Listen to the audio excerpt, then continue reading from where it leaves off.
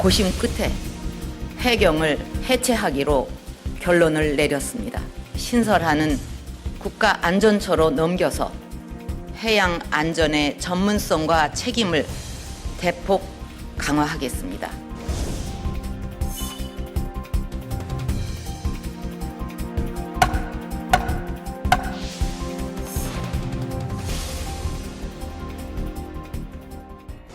제2차 국민안전혁신특별위원회를 개의하겠습니다. 국민안전처는 1차관 2본부 사실 19구 62가와 12개의 소속기관으로 구성되어 있습니다. 정원은 본부 1,035명과 소속기관 9,010명을 합해 총 10,045명입니다. 먼저 안전관리 총괄 컨트롤 기능을 강화하겠습니다. 안전정책의 통합 관리를 위해 안전혁신 마스터 플랜 세부 실천 계획을 내년 2월까지 수립하고 이와 연계하여 제3차 국가안전관리 기본계획도 수립하겠습니다. 두 번째로 신속한 초동 대응 역량도 강화하겠습니다. 재난 대응 지휘 체계를 개편하여 일반 재난에 대해서는 국민안전처 장관이, 대형 재난의 경우 국무총리가 중대본부장 권한을 행사하도록 개선하고, 현장에서의 신속한 초기 대응을 위해 일선 기관인 소방간서와 해양안전간서가 현장을 지휘토록 개선하겠습니다. 세 번째로 국민안전의식을 제고해 나가겠습니다.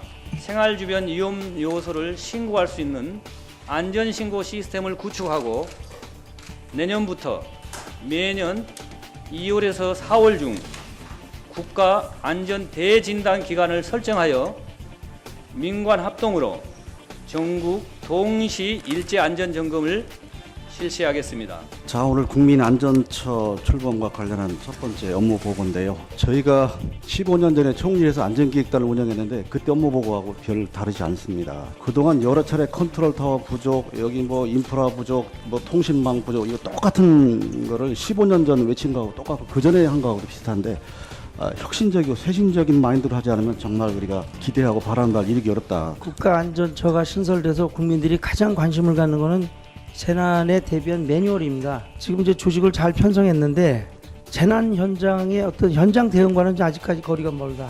이제 현장의 그 권역별로 무슨 시설과 무슨 조직들이 거기에 투입돼서 임무를 처리할지 이게 딱 나와야 되는데 여기에도 다뤄지지 않고 그 전에도 그랬어요. 지금 다시 터지면은 4월 16일 날과 똑같은 현장이 벌어질 겁니다. 두 번째, 여기 이제 응급의료에 대한 부분이 아주 좀 빠져 있습니다. 야전병원 같은 현장 수술이 가능한 이런 것도 전혀 안 돼 있고, 이거를 미리 국가가 대비해서 어떻게 할 건지 이것도 전혀 다뤄지지도 않고 개념도 없어요. 예, 어제 조직이 출범하고 오늘 이제 급히 업무 보고를 하다 보니 소상하게 담지 못한 그런 부분이 있다는 말씀도 우선 드립니다.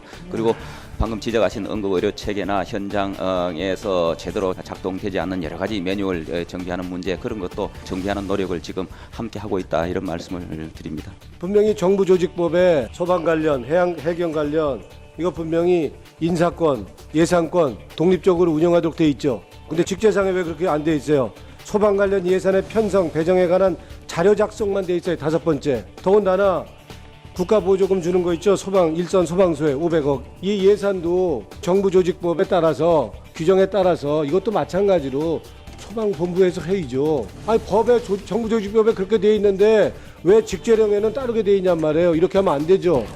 이러면 시너지 효과가 안 나죠. 따로따로 놀죠. 더 혼선 생기죠. 말씀하신 부분을 다시 한번 검토를 해가지고 조직법에 나와 있는 대로 정부 조직법대로 하세요. 고치세요. 지난 5월 19일 박근혜 대통령께서 국민안전처 신설 계획을 밝힌 직후 일각에서는 해경 해체의 후폭풍을 어떻게 감당할 것이냐는 우려가 컸습니다. 당시 제기됐던 문제가 중국 불법 어선 단속, 독도 경비를 비롯한 각종 해상 치안 공백 등의 후유증이 우려되었습니다. 현재 이 업무보고로 이렇게 보면 육상 재난 구조는 소방본부가, 그리고 해상의 이 안전은 해경이 이렇게 맞는 그런 형식이 되는데, 결과적으로 보면 해경이 기존의 업무 중에서 해안 경비라든가 해안 치안이랄까 이런 부분보다도 해안 구조 군안 이런 부분에 이 업무가 한정돼 가는 이런 느낌이 많이 들어요. 절대 그렇지 않다는 것을 말씀을 드립니다. 기존에 오던 중국 어선을 단속한다든가 또 해안의 어떤 치안, 교통 이런 것을 담당하면서 수행하는 해양 주권은 그대로 한다. 그리고 좀 미흡했던 구조 구급을 앞으로 역량을 더 키워서 해안 주권 플러스해서 안전도 이렇게 도모할 수 있도록 준비를 하고 있습니다. 세월호 사건 때 22건이 그 재난 신고가 그 탑승자들한테 있었습니다. 그때 19건이 119로 들어왔습니다. 119 구조대에서 전남 소방부에서 제일 먼저 이걸 접수를 했습니다. 그리고 목포 해경에 연락을 해줬습니다. 그런데 실제 119 소방 헬기가 떴다면 저렇게 인명이 많이 죽지 않았을 겁니다. 지금 현재 재난대책에도 해상과 육상을 나눠서 맡겠다는 문제가 있습니다. 저는 인명구조만큼은 우리 소방이 근해에서만큼은 서로 코업을 해서 인명구조를 하는 방식으로 저는 해경이 받아들여야 한다고 생각을 합니다. 세월호 참사의 경우 선박직 종사자의 70%가 기간제 근로자였습니다. 이렇게 국민의 생명과 안전에 중요한 그런 업무에 비정규직고 무분별한 사용이 참사를 불러일으키고 있다는 지적이 많습니다.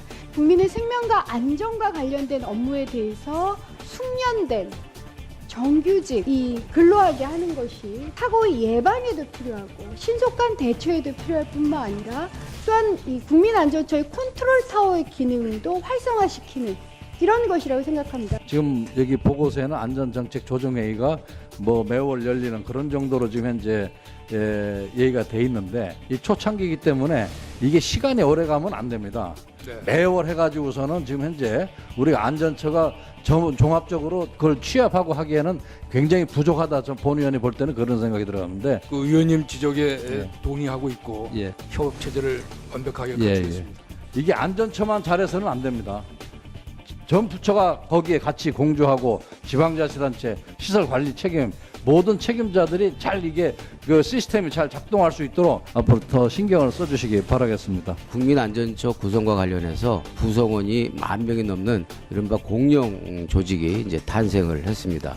그런 공정 조직의 그 수장 2분, 장관과 차관이 모두 군 출신이기 때문에 여러 가지 걱정과 우려를 많이 하고 있는 것 같습니다. 이러한 문제 지적에 대해서 다짐이나 의식이 있는지 잠깐 말씀해 주시면 좋겠습니다. 군인들이기 때문에 소통이 잘 안 될 것이다, 좀 경직될 것이다 하는 이제 우려가 많이 있으시지만은 하여간 그렇지 않도록 제가 장관을 잘 보좌를 하고 또 밑에 조직들을 잘 관리를 해 나가겠습니다. 오늘 업무 보고와 질의는 국민안전처에서 어떠한 그 정책적인 기능을 할 것이며 방향을 잡고 있는지를 국민들에게 첫 번째로 선보이는 자리고 안전처에서도 첫 출발인 만큼 보다 겸허한 자세로 의원님들의 지적들을 다시 한번 꼼꼼히 챙겨서 안전처가 보다 주도 면밀한 그런 정책적 방향과 대안을 만드는 데 좋은 참고를 해 주시기를 바랍니다. 회의를 산회하도록 하겠습니다.